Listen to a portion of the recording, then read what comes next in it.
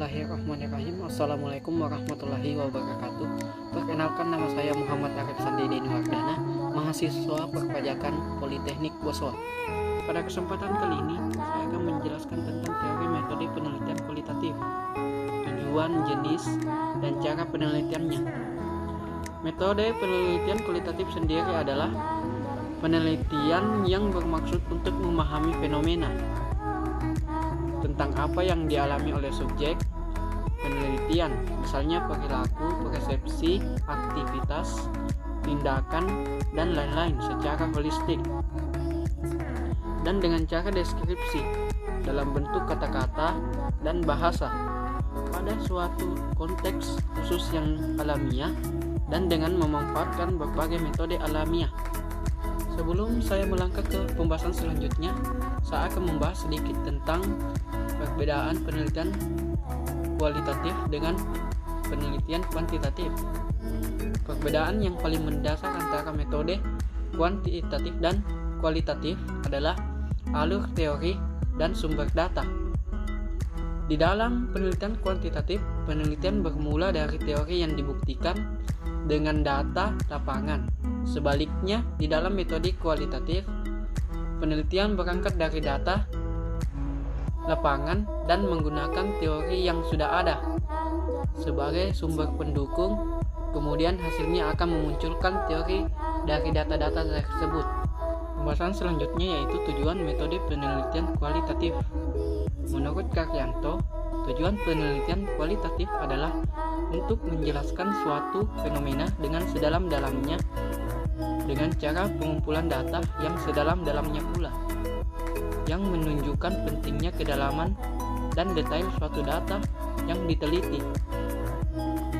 Pada penelitian kualitatif, semakin mendalam terteliti dan tergali suatu data yang didapatkan, maka bisa diartikan pula bahwa semakin baik kualitas penelitian tersebut.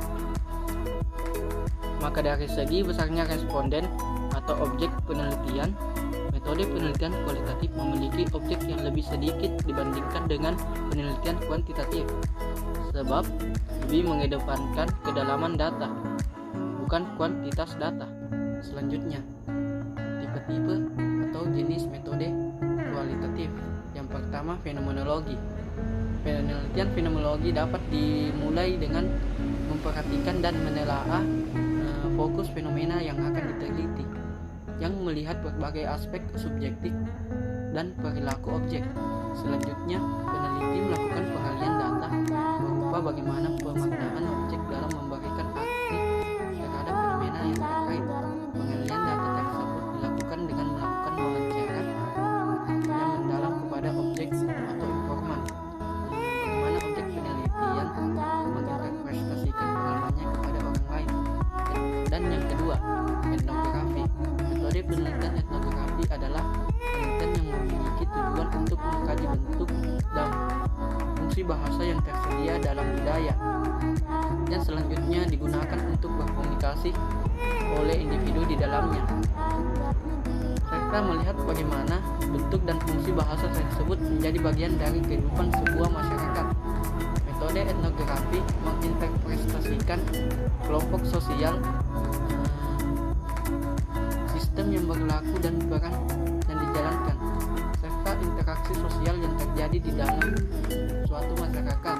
Metode etnografi biasanya digunakan untuk berfokus pada kegiatan atau ritual tertentu di dalam masyarakat, bahasa, kepercayaan, dan cara-cara hidup, dan lain sebagainya.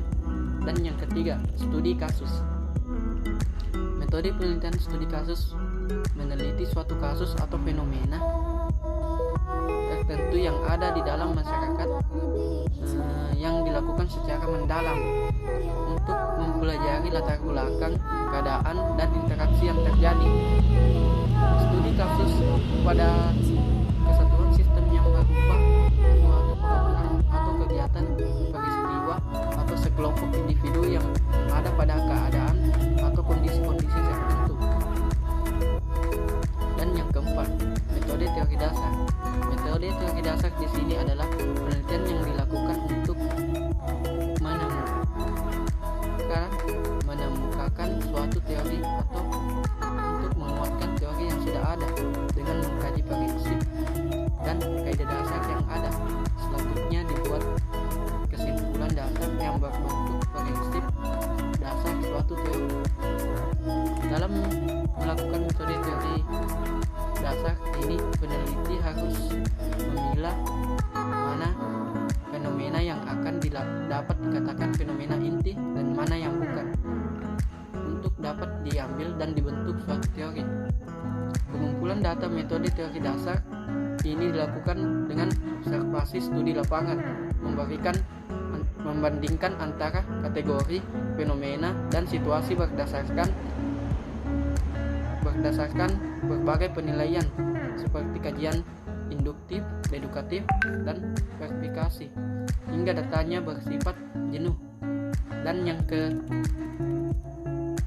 kelima, metode historis. Penelitian metode historis adalah penelitian yang memiliki fokus penelitian berupa peristiwa-peristiwa yang berlalu dan melakukan rekonstruksi masa lalu dengan sumber data atau saksi sejarah yang masih ada hingga saat ini. Sumber data tersebut diperoleh dari berbagai catatan sejarah, artefak, atau laporan verbal maupun saksi hidup yang dapat dipertanggungjawabkan kebenarannya dan kesaksiannya. Karena mengkaji peristiwa-peristiwa yang telah berlalu, maka ciri khas dari penelitian metode historis ini ialah waktu, di mana fenomena dilihat dari perkembangan atau perubahan berdasarkan pergeseran waktu. Pembahasan selanjutnya yaitu tahapan dalam penelitian kualitatif. Ada 5 tahap bagi para peneliti jika ingin melakukan penelitian jenis kualitatif. Yang pertama, mengangkat permasalahan, dan yang kedua memunculkan pertanyaan peneliti, dan yang ketiga mengumpulkan data yang relevan, dan keempat melakukan analisis data, dan yang terakhir adalah menjawab pertanyaan penelitian. Inilah tadi penjelasan tentang penelitian kualitatif, baik pengertian, tujuan, jenis, dan perbedaannya dengan penelitian kuantitatif. Semoga mudah dipahami. Terima kasih. Assalamualaikum warahmatullahi wabarakatuh.